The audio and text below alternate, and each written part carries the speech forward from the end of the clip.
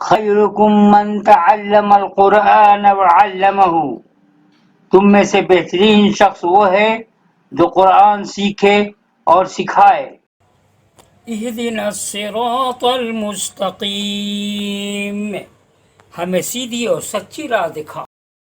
علیکم ورحمۃ اللہ وبرکاتہ۔ اہلاً وسہلاً، مرحبا، عبدالوہاب آپ کے ساتھ۔ دوستو، آج میں آپ لوگوں کے سامنے سورہ توبہ آیت نمبر 43 سے 57 تک کی تلاوت کروں گا، اس کو تفسیر بھی بیان کروں گا ترجمہ کے ساتھ۔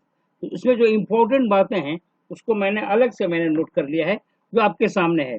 اس میں نمبر 1 منافق کا ذکر ہے۔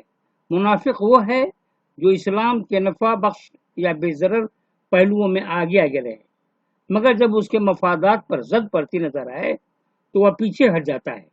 اس کے برعکس مومن اللہ سے ڈرنے والا ہوتا ہے، اور ڈر کا جذبہ آدمی کے اندر سب سے زیادہ قوی ہوتا ہے۔ نمبر 3 دین کو اختیار کرنا ایک مخلصانہ عمل ہوتا ہے، اور دوسرا منافقانہ۔ مخلصانہ طور پر دین کو اختیار یہ ہے کہ دین مسئلہ کو آدمی اپنی زندگی کا مسئلہ بنائے، کہ دین کے مسئلہ کو آدمی اپنی زندگی کا مسئلہ بنائے، اپنی زندگی اور اپنے مال پر وہ سب سے زیادہ دین کا حق سمجھے۔ اس کے برعکس منافقانہ طور پر دین کو اختیار کرنا یہ ہے کہ دین سے بس رسمی اور ظاہری تعلق رکھا جائے۔ چنانچہ منافقانہ طور پر اسلام کو اختیار کرنے والے ہمیشہ اس تلاش میں رہتے ہیں کہ کوئی موقع ملے تو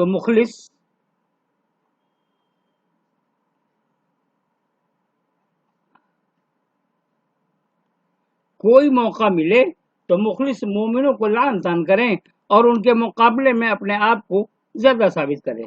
مدینہ کے منافقین مسلسل اس کوشش میں رہتے تھے۔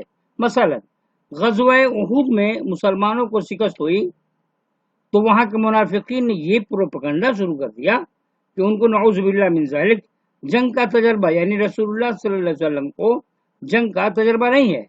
انہوں نے جوش کے تحت یہ ناقدانہ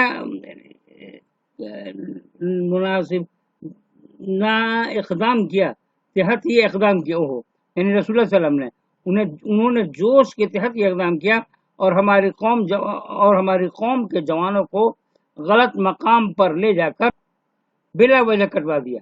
اب غور کرنے والی بات یہ ہے کہ منافقین کے مخالفانہ کوششوں کے باوجود جب جنگ بدر میں مسلمانوں کی فتح ہوئی تو منافقوں کا سردار عبداللہ بن ابی اور اس کے ساتھیوں نے طرح طرح کے تعویلیں کرنے لگے۔ مدینہ میں ایک شخص جد بن قیس تھا، اس نے رومی حسیناؤں کا ذکر کر کے بہانہ کیا، یعنی جنگ میں نہ لڑنے کے لیے۔ سچے اہل ایمان کے لیے اس دنیا میں ناکامی کا ویری امپورٹنٹ بات ہے جو خلاصہ بتا رہا ہوں آپ کے سامنے، ابھی بس تلاوت کروں گا۔ سچے اہل ایمان کے لیے اس دنیا میں ناکامی کا سوال نہیں ہے، ان کی کامیابی یہ ہے کہ اللہ ان سے ہر حال میں راضی ہو، اور یہ ہوتا ہی رہتا ہے۔ تو دوستو اب میں تلاوت کرتا ہوں، آئیے تلاوت سے اسے سماعت فرمائیں۔ اعوذ باللہ من الشیطان الرجیم، بسم اللہ الرحمن الرحیم۔ عفا اللہ عنک لما اذنت لهم حتى يتبین لك الذین صدقوا وتعلم الكاذبین۔ لا يستأذنك الذين يؤمنون بالله واليوم الآخر أن يجاهدوا بأموالهم وأنفسهم والله عليم بالمتقين۔ إنما يستأذنك الذين لا يؤمنون بالله واليوم الآخر وارتابت قلوبهم فهم في ريبهم يترددون۔ ولو أرادوا الخروج لأعدوا له عدة ولكن كره الله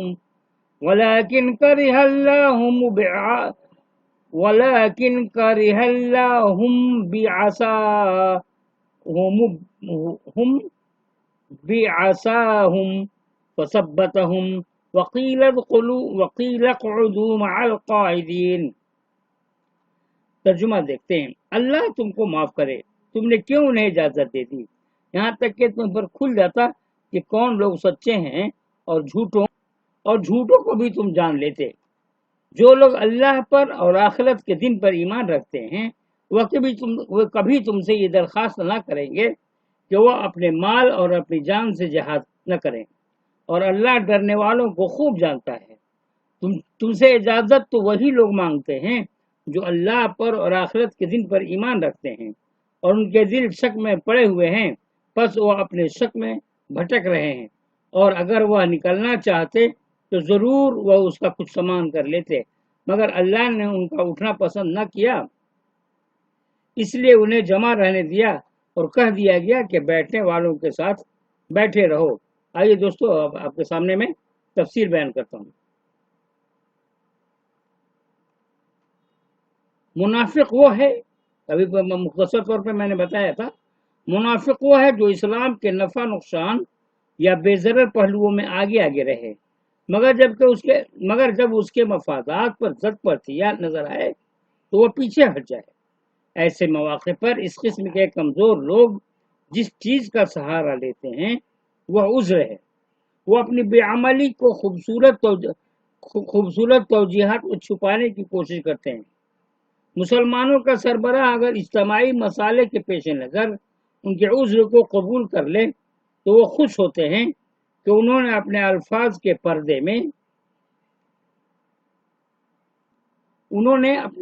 کے پردے میں نہایت کامیابی کے ساتھ اپنی بے عملی کو چھپا لیا، مگر وہ بھول جاتے ہیں کہ اصل معاملہ انسان سے نہیں بلکہ خدا سے ہے، اور وہ ہر آدمی کی حقیقت کو اچھی طرح جانتا ہے۔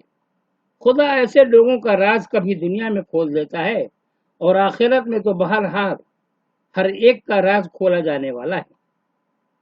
کسی کا لڑکا بیمار ہو یا کسی کی لڑکی کی شادی ہو تو اس وقت وہ اپنے آپ کو اور اپنے مال کو اس سے بچا کر نہیں رکھتا۔ اس کی زندگی اور اس کا مال تو اسی لیے ہے کہ ایسا کوئی موقع آئے تو وہ اپنا سب کچھ نثار کر کے اس کے کام آ سکے۔ ایسا کوئی وقت اس کے لیے بڑھ کر قربانی دینے کا ہوتا ہے، نہ کہ عذرات کی آڑ تلاش کرنے کا۔ یہی معاملہ دین کا بھی ہے۔ جو شخص اپنے دین میں سنجیدہ ہو وہ دین کے لیے قربانی کا موقع آنے پر کبھی عذر تلاش نہیں کرے گا۔ اس کے سینے میں جو ایمانی جذبات بے قرار تھے وہ تو گویا اسی دن کا انتظار میں تھے کہ جب کوئی موقع آئے تو اپنے آپ کو نثار کر کے خدا کی نظر میں اپنے کو وفادار ثابت کر سکے۔ پھر ایسا موقع پیش آنے پر وہ عذر کا سہارا کیوں کر ڈھونڈے گا؟ مومن خدا سے ڈرنے والا ہوتا ہے، اور ڈر کا جذبہ آدمی کے اندر سب سے زیادہ قوی جذبہ ہے۔ ڈر کا جذبہ دوسرے تمام جذبات پر غالب آ جاتا ہے۔ جس چیز سے آدمی کو ڈر اور اندیشہ کا تعلق ہو اس کے بارے میں وہ آخری حد تک سنجیدہ اور حقیقت پسند ہو جاتا ہے۔ یہی وجہ ہے کہ جب کوئی شخص ڈر کی سطح پر خدا کا مومن بن جائے تو اس کو یہ سمجھنے میں دیر نہیں لگتی کہ کس موقع پر اسے کس قسم کا رد عمل پیش کرنا چاہیے۔ آخرت کا نفع سامنے نہ ہونے کی وجہ سے آدمی اس کے لیے قربانی دینے میں شک میں پڑ جاتا ہے، مگر اس شخص کے پردہ کو پھاڑنا ہی اس دنیا میں آدمی کا اصل امتحان ہے۔ لو خرجوا فيكم ما زادوكم إلا خبالا ولا أوزعوا خلالكم يبغونكم الفتنة وفيكم سماعون لهم والله عليم بالظالمين لقد ابتغوا الفتنة من قبل وقلبوا لك الأمور حتى جاء الحق وظهر أمر الله وهم كارهون۔ ترجمہ: اگر یہ لوگ تمہارے ساتھ نکلتے تو وہ تمہارے لیے خرابی ہی بڑھانے کا باعث بنتے اور وہ تمہارے درمیان فتنہ پروازی کرنے کے لیے دوڑ دھوپ کرتے، اور تم میں ان کی سننے والے ہیں، اور اللہ ظالموں سے خوب واقف ہے۔ یہ پہلے بھی فتنہ کی کوشش کر چکے ہیں اور وہ تمہارے لیے کاموں کا الٹ پھیر کرتے رہے ہیں، یہاں تک کہ حق آ گیا اور اللہ کا حکم ظاہر ہو گیا اور وہ ناخوشی رہے ہر چیز ہونے کے باوجود۔ آئیے تفسیر دیکھتے ہیں۔ دین کو اختیار کرنا ایک مخلصانہ ہوتا ہے اور دوسرا منافقانہ۔ مخلصانہ طور پر دین کو اختیار کرنا یہ ہے کہ دین کے مسئلہ کو آدمی اپنی زندگی کا مسئلہ بنائے، اپنی زندگی اور اپنے مال پر وہ سب سے زیادہ دین کا حق سمجھے۔ اس کے برعکس منافقانہ طور پر دین کو اختیار کرنا یہ ہے کہ دین سے بس رسمی اور ظاہری تعلق رکھا جائے، دین کو آدمی اپنی زندگی میں یہ مقام نہ دے کہ وہ اس کے لیے وقف ہو جائے اور ہر قسم کے نقصان کا خطرہ مول لے کر اس کی راہ میں آگے بڑھے۔ اپنی غلطی کو ماننا اپنے کو دوسرے کے مقابلے میں کمتر تسلیم کرنا ہے، اور اس قسم کا اعتراف کسی آدمی کے لیے مشکل ترین کام ہے۔ یہی وجہ ہے کہ آدمی ہمیشہ اس کوشش میں رہتا ہے کہ کسی نہ کسی طرح اپنے موقف کو صحیح ثابت کرے۔ چنانچہ منافقانہ طور پر اسلام کو اختیار کرنے والے ہمیشہ اس تلاش میں رہتے ہیں کہ کوئی موقع ملے تو مخلص مومنوں کو مطعون کریں اور ان کے مقابلے میں اپنے آپ کو زیادہ درست ثابت کریں۔ مدینہ کے منافقین مسلسل اس کوشش میں رہتے تھے۔ مثلا غزوہ احد میں مسلمانوں کی شکست ہوئی تو مدینہ میں بیٹھ رہنے والے منافقین نے رسول اللہ صلی اللہ علیہ وسلم کے خلاف یہ پروپیگنڈا شروع کر دیا کہ ان کو معاملات جنگ کے تجربہ نہیں ہے۔ انہوں نے جوش کے تحت اقدام کیا اور ہماری قوم کے جوانوں کو غلط طور پر لے جا کر خواہ مخواہ کٹوا دیا۔ انسانوں میں کم لوگ ایسے ہوتے ہیں جو مسائل کا گہرا تجزیہ کر سکیں اور اس حقیقت کو جانیں کہ کسی بات کا قواعد زبان کے اعتبار سے صحیح الفاظ میں ڈھل جاتا ہے، اس کا کافی ثبوت نہیں ہے کہ وہ بات معنی کے اعتبار سے بھی صحیح ہوگی۔ بیشتر لوگ سادہ فکر کے ہوتے ہیں اور کوئی بات خوبصورت الفاظ میں کہی جائے تو بہت جلد اس سے متاثر ہو جاتے ہیں۔ اس بنا پر کسی مسلم گروہ میں منافق قسم کے افراد کی موجودگی ہمیشہ اس گروہ کی کمزوری کا باعث ہوتی ہے۔ یہ لوگ اپنے کو درست ثابت کرنے کی کوشش میں اکثر ایسا کرتے ہیں کہ باتوں کو غلط رخ دے کر ان کو اپنے مفید مطلب رنگ میں بیان کرتے ہیں۔ اس سے سادہ فکر کے لوگ متاثر ہو جاتے ہیں اور ان کے اندر غیر ضروری طور پر شبہ اور بے یقینی کی کیفیت پیدا ہونے لگتی ہے۔ منافقین کی مخلصانہ کوششوں کے باوجود جب بدر کی فتح ہوئی تو عبداللہ بن ابی اس کے ساتھیوں نے کہا ان ھذا امر قد توجہ، یعنی یہ چیز اب چل نکلی۔ اسلام کا غلبہ ظاہر ہو جانے کے بعد انہیں اسلام کی صداقت پر یقین کرنا چاہیے تھا، مگر اس وقت بھی انہوں نے اس سے حسد کی غذا لی۔ آئیے ترجمہ تلاوت کرتا ہوں۔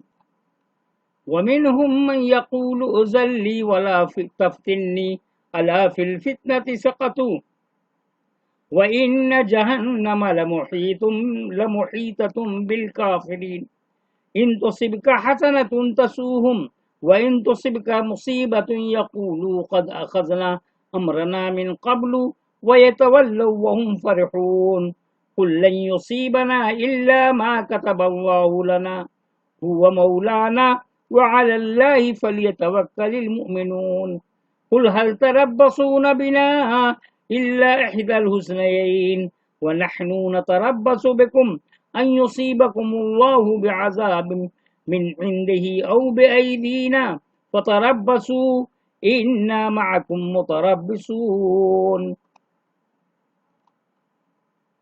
اور ان میں وہ بھی ہیں جو کہتے ہیں کہ مجھے رخصت دے دیجئے اور مجھ کو فتنہ میں نہ ڈالیے۔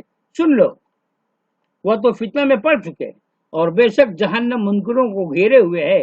اگر تمہیں کوئی اچھائی پیش آتی ہے تو ان کو دکھ ہوتا ہے، اور اگر تم کو کوئی مصیبت پہنچتی ہے تو وہ کہتے ہیں کہ ہم نے پہلے ہی اپنا بچاؤ کر لیا تھا، اور وہ خوش ہو کر لوٹتے ہیں۔ کہو ہمیں صرف وہی چیز پہنچے گی جو اللہ نے ہمارے لیے لکھ لی ہے، اور ہمارا کارساز ہے وہ ہمارا کارساز ہے، اور اہل ایمان کو اللہ ہی پر بھروسہ کرنا چاہیے۔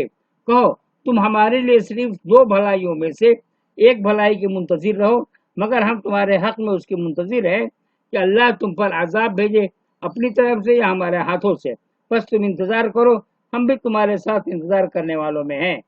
آیت نمبر 52 تک ہے نا۔ آئیے تفسیر بیان کرتا ہوں میں۔ اس سے پہلے میں نے تذکرہ کیا تھا، غور سے سنیں۔ مدینہ میں ایک شخص جد بن قیس تھا۔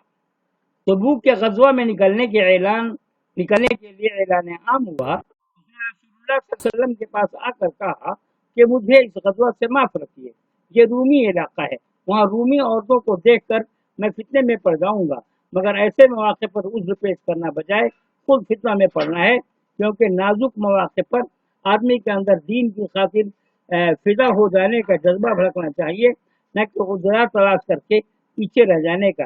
پھر ایسے کسی عذر کو دینی اور اخلاقی رنگ دینا اور بھی زیادہ برا ہے، کیونکہ یہ بے عملی پر فریب کاری کا اضافہ ہے۔ اس قسم کا مزاج حقیقتاً آدمی کے اندر اس لیے پیدا ہوتا ہے کہ وہ اپنی دنیا کو آخرت کے مقابلے میں عزیز تر رکھتا ہے۔ خطرات کے مواقع پر ایسے لوگ دین کی راہ میں آگے بڑھنے سے رکے رہتے ہیں، پھر جب سچے حق پرستوں کو ان کی غیر مصلحت اندیشانہ دینداری کی وجہ سے کبھی کوئی نقصان پہنچ جاتا ہے تو یہ لوگ خوش ہوتے ہیں کہ بہت اچھا ہوا کہ ہم نے اپنے لیے حفاظتی پہلو اختیار کر لیا تھا۔ اس کے برعکس اگر ایسا ہو کہ سچے حق پرست خطرات کا مقابلہ کریں اور اس میں انہیں کامیابی ہو تو ان لوگوں کے دل تنگ ہوتے ہیں، کیونکہ ایسا کوئی واقعہ یہ ثابت کرتا ہے کہ انہوں نے جو پالیسی اختیار کی وہ درست نہ تھی۔ سچے اہل ایمان کے لیے اس دنیا میں ناکامی کا سوال نہیں ہو، ان کی کامیابی یہ ہے کہ خدا ان سے راضی ہو اور یہ ہر حال میں انہیں حاصل ہوتا ہے۔ مومن پر اگر کوئی مصیبت آتی ہے تو اس کے دل کی انابت بڑھاتی ہے، اگر اس کو کوئی سکھ ملتا ہے تو اس کے اندر احساس مندی کا جذبہ ابھرتا ہے اور وہ شکر کر کے خدا کے مزید عنایتوں کا مستحق بنتا ہے۔ تم انتظار کرو، ہم بھی انتظار کر رہے ہیں، بظاہر مومنین کا کلمہ ہے، مگر حقیقتاً یہ خدا کی طرف سے ہے۔ خدا ان لوگوں سے تہدیدی انداز میں کہہ رہا ہے کہ تم لوگ اہل حق کی بربادی کے منتظر ہو، حالانکہ خدا کے تقدیری نظام کے مطابق انہیں ابدی کامیابی ملنے والی ہے، اور تمہارے ساتھ جو ہونا ہے وہ یہ کہ تمہارے جرم کو آخری حد تک ثابت کر کے تم کو دائمی طور پر رسوائی اور عذاب کے حوالے کر دیا جائے۔ قرآن کی تلاوت کرتا ہوں۔ قل انفقوا طوعا او کرها لن يتقبل منكم انكم كنتم قوما فاسقين وما منعهم ان تقبل منهم نفقاتهم الا انهم كفروا بالله وبرسوله ولا يأتون الصلاة الا وهم كسالى ولا ينفقون الا وهم كارهون فلا تعجبك أموالهم ولا أولادهم إنما يريد الله ليعذبهم بها في الحياة الدنيا وتزهق أنفسهم وهم كافرون ويحلفون بالله إنهم لمنكم وما هم منكم ولكنهم قوم يفرقون لو يجدون ملجأ أو مغارات او مدخلا لولوا الیہ وهم یجمحون۔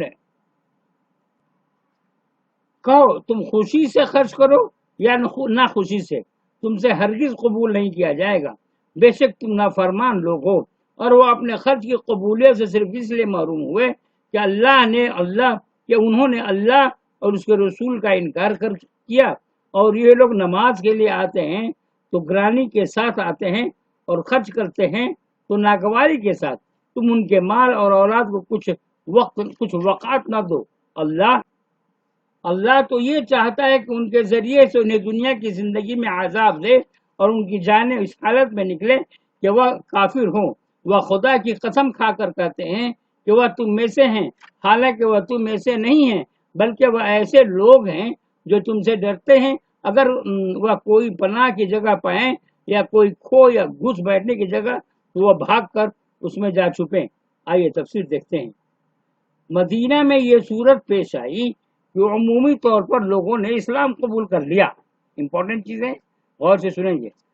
سبھی لوگ بالکل یہ رسول اللہ صلی اللہ علیہ وسلم کے ساتھ نہیں تھے، کچھ لوگوں نے منافقانہ رویہ اختیار کر لیا، اسی کے بارے میں ہے۔ مدینہ میں یہ صورت پیش آئی کہ عمومی طور پر لوگوں نے اسلام قبول کر لیا، ان میں اکثریت مخلص اہل ایمان کی تھی، تاہم ایک تعداد وہ تھی جس نے وقت کی فضا کا ساتھ دیتے ہوئے اگرچہ اسلام قبول کر لیا تھا مگر اس کے اندر وہ سپردگی پیدا نہیں ہوئی تھی جو حقیقی ایمان اور سچے تعلق باللہ کا تقاضا ہے۔ یہ وہ لوگ ہیں جن کو منافقین کہا جاتا ہے۔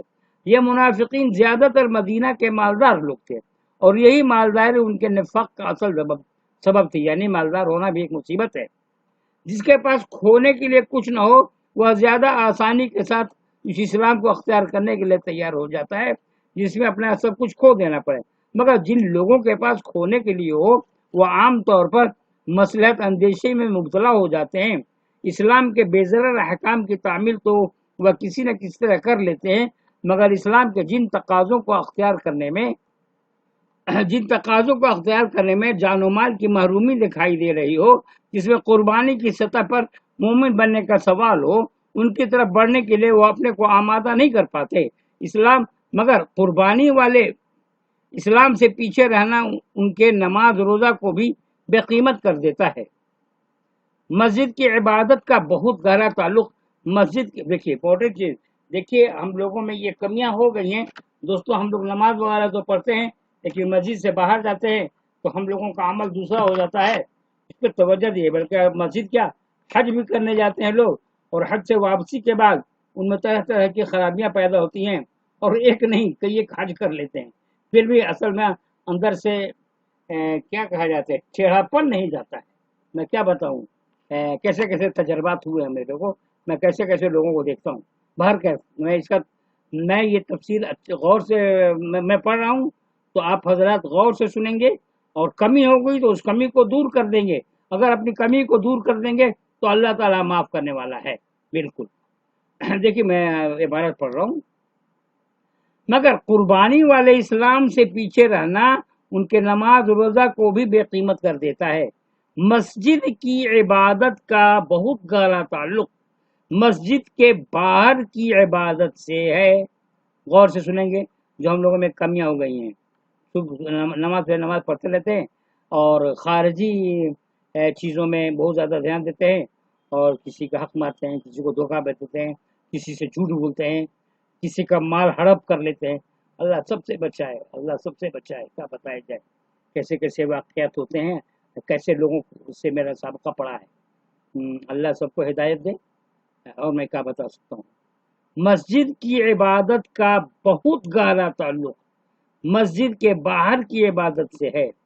اگر مسجد سے باہر آدمی کی زندگی حقیقی دین سے خالی ہو تو مسجد کے اندر بھی اس کی زندگی حقیقی دین سے خالی ہوگی، اور ظاہر ہے کہ بے روح عمل کی خدا کے نزدیک کوئی قیمت نہیں۔ خدا سچے عمل کو قبول کرتا ہے، نہ کہ جھوٹے عمل کو۔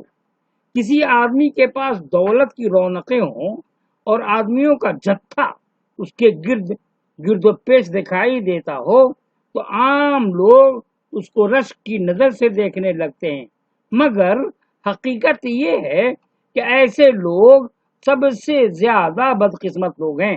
عام طور پر ان کا جو حال ہوتا ہے وہ یہ کہ مال و جاہ ان کے لیے ایسے بندھن بن جاتے ہیں کہ وہ خدا کی دین کی طرف بھرپور طور پر نہ بڑھ سکیں۔ وہ خدا کو بھول کر ان میں مشغول رہیں تاکہ موت آ جائے اور بے رحمی کے ساتھ ان کو ان کے مال و جاہ سے جدا کر دے۔ دوستو میں یہیں تک آپ کے سامنے تلاوت کر رہا ہوں، اس کے بعد بھی جو میں نے تلاوت کیا ہے تو وہ بہت ہی امپورٹنٹ ہے، اس لیے میں نے چھوڑ دیا ہے۔ اس کے بعد صدقات میں بحث چلے گی، اور صدقہ یا فطرہ یا زکوٰۃ وغیرہ کن کن لوگوں کو دیا جائے گا وہ تفصیل سے بیان کیا گیا ہے، اور مولانا نے تفسیر میں وہ تفصیل سے بیان بھی کیا ہے، تو میں نے سمجھا کہ اسے اگلی بیٹھک میں مجلس میں، تو آئیے دعا کی درخواست ہے، اور میں 25 منٹ قریب ہو چکا ہے، 23 منٹ ہو گئے۔ دعاؤں کی یہ درخواست ہے کہ میں مکمل طور سے قرآن شریف آپ کو سنا دوں، اور پھر میں سوچ رہا ہوں کہ سیرت النبی بھی آپ کے سامنے پیش کروں، وہ الرحیق المختوم ہے، تیاری میں لگا ہوں، بس دعا کرتے رہیے اور آپ میرا ساتھ دیجیے اور مشورے سے نوازیے۔ آپ کا مشورہ ہوتا ہے تو مجھے بے حد خوشی ہوتی ہے۔ السلام علیکم ورحمۃ اللہ وبرکاتہ۔